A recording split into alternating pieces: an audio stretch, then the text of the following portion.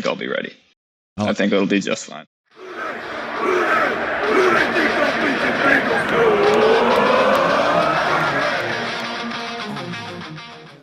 Yo, what is up, Bengals fam? Mike coming back at you here. It's Thursday, March 11th. Got some pretty cool stuff today to go over. Carl Lawson was on Hear That Podcast Growling with the boys. If you haven't seen it, you should go check it out, or heard it. Sorry, it's a podcast.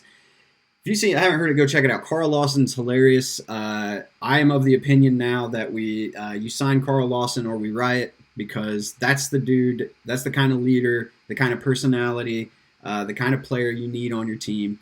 And I think the Bengals probably know that, and I think that they're going to be going after him pretty hard. I'm forcing myself to believe it's a new day. I'm tired of the negativity. I'm going full in, and if they disappoint me, at least I had that euphoric ride of believing it was a new day. And also, we'll go over, man, there are crazy amounts of offensive line. The Bengals could not have handpicked a better offseason to have holes on the offensive line to fill and a bunch of cap space in a weird salary cap year. The stars might be aligning for the Who Days. Let's get into it. Joe Mixon had his tweet come out. Nobody knows what the hell Joe Mixon's talking about most of the time. He's a crazy dude. He's funny. Got the little eyes. Give him the eyes and a little smirk. He could have been talking about a Madden game he was playing. It's Joe. Who knows? But I thought it was funny to put on there with this little bit from this little tweet that's talking about what Carl Lawson, big-time news, saying, you know, that the Cincinnati Bengals are the front runners. He wants to play for the Bengals. I think he can sense, like I can, that this is a new day, that this team is on the up. It's on the come. People are going to start to realize that, I think, after we see what they do in the offseason. And again, you can bash me all you want, but I'm going to be optimistic about this squad because they're my squad. Let's check it out. So what I wanted to talk about, it being a new day. What I mean by that is I don't remember in my lifetime, maybe outside of like a little bit of chatter in the Palmer years, of players actually saying out loud to the media that they would love to play, or that the Bengals are the front runners, or that they would love to come and play in Cincinnati. You've heard it openly now from 3 players. And if you've heard it from them, you know that other players have heard this. This is creating the culture around Joe Burrow. And let's not kid ourselves. Joe Burrow is the reason for this.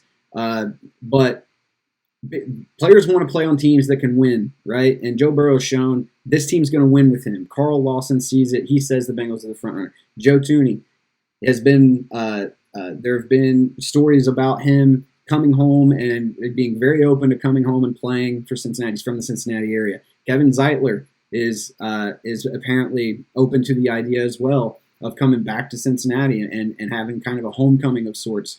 This is a huge deal. If the Bengals just only signed these 3 guys, by the way, it would still be a pretty damn successful offseason. And these are just the guys that have said openly to, or there have been reports of them saying that they would play in Cincinnati. You know, if that's the case, there are more, right? And that's just the kind of momentum that the Bengals are trying to build around this city and around this stadium.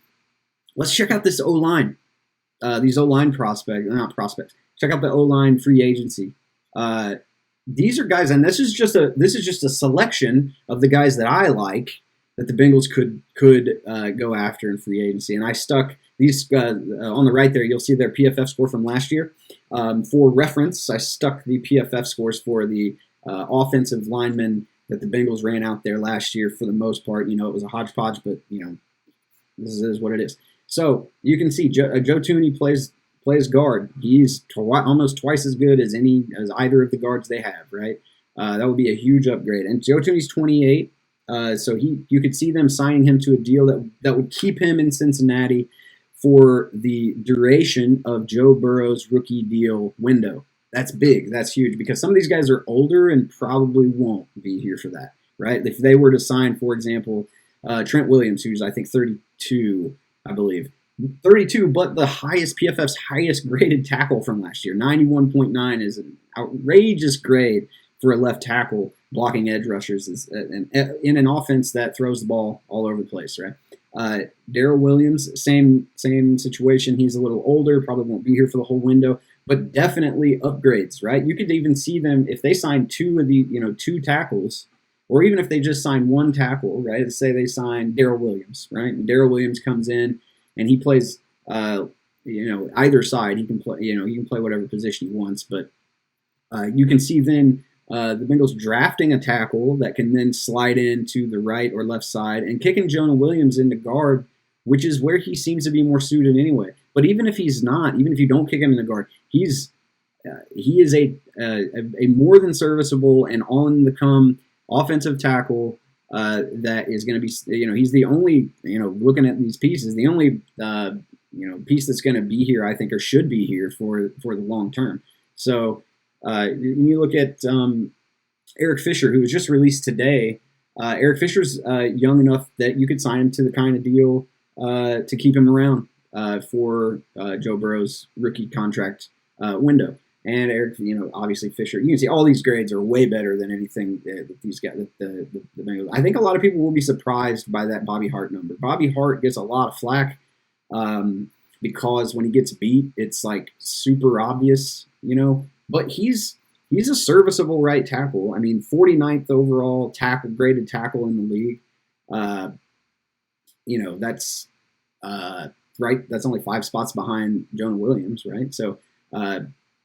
It wouldn't be the end of the world if Bobby Hart stayed out there at right tackle. I just don't think it's in the cards, especially because if the Bengals come to an agreement with a Trent Williams or Darrell Williams or Eric Fisher even, more than likely they're gonna say, you know what, we got the right tackle covered. We're just gonna cut Bobby Hart and save that cap space and use it to pick up other free agents. I mean, that's what I would do.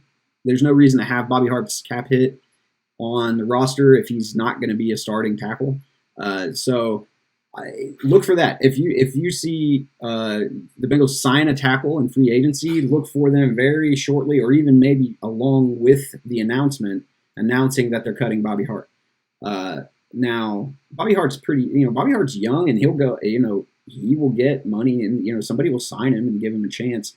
I just think that the appetite for him in Cincinnati is the same with Mike Jordan. I think Mike Jordan will end up being a really good kind of serviceable journeyman type guard, and in probably 5-6 years we might be talking about looking to bring him back or something. But right now the appetite's not there. He just got Joe Burrow's knee inverted, right? So we can't. I'm not looking to bring this dude. Nobody has an appetite in Cincinnati to keep Mike Jordan as your starter. Sorry, Mike, you're a big dude. Don't come crush me.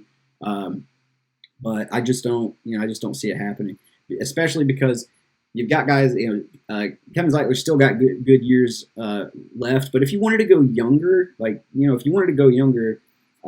Linsley is on the market. He was one of the top guards in the league. Austin Blythe he plays center. But I could see a situation. I mean, let's not forget, Trey Hopkins was a really good guard before he had to play center because Billy Price didn't work out, right? The plan all along was Billy Price playing center and Trey Hopkins playing one of the guard spots. Well, if you sign a legitimate guard or legitimate center in free agency to come in, you can pop Hopkins over to left guard.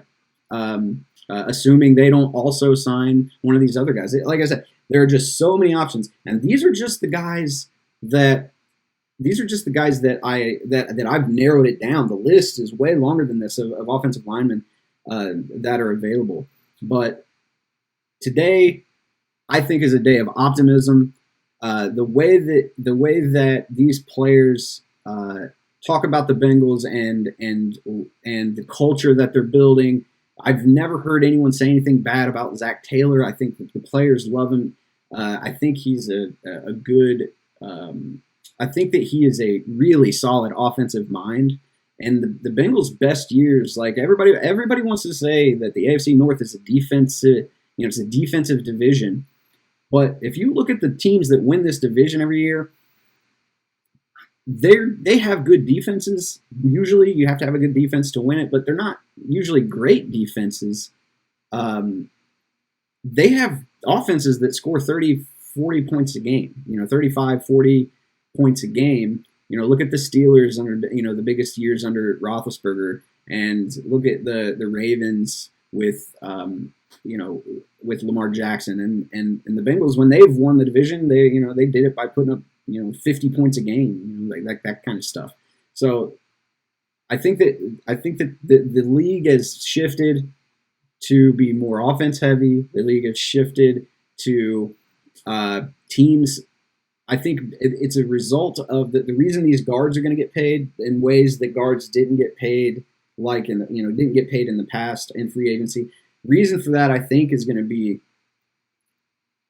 too many teams have these penetrating, gap shooting 3-tech defensive tackles to put in there on pass rush downs, and they can get to the quarterback so quick because they're lining up 7, 8, 9 yards closer to where the quarterback is than these edge rushers are, right? And if you can get one, that can push the pocket back. Now you're moving the quarterback off his spot consistently. That's what's gonna rack up sacks for your edge players, and that's why the Bengals didn't have good sack numbers this past year. They really suffered from not having Geno Atkins pushing that pocket back consistently, because that's what makes quarterbacks take that slight step out of the pocket to the left or right, putting them that much closer to those edge players that are coming at him full steam, and it results in a lot of sacks. Where Geno is probably responsible for 3 times as many sacks as he actually has recorded because of his penetration forced the quarterback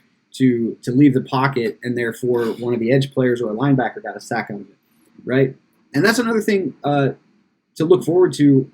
I could see a world where Geno Atkins kind of gets that shoulder healthy and is 80-85% of what he was, and that's, by the way, still better than most defensive tackles in the league. If you get 80-85% of Geno Atkins, that's still really, really good. What's going to make it better is having additions in free agency along the defensive line to rotate, so to make sure that he can rotate with and stay fresh. There are some options in the draft. This isn't a terribly deep defensive tackle draft, interior defensive tackle draft, but there are some players out there that you could get. They're not going to get the best one. Barmore's going to go in the first round, and they're not going to pick him unless they trade back, and even then, they probably won't. So you're looking at grabbing another couple free agents, guys getting healthy. DJ Reader's going to be back. I think the future is really bright. Next question is, are they able to bring Carl Lawson back so that we don't riot, as well as signing 1 or 2 or 3 of these guys to kind of shore up that offensive line? We'll see, but like I said, I'm staying optimistic. I'm going to go big hooday to you guys. Until tomorrow, I love you guys. We'll see you then.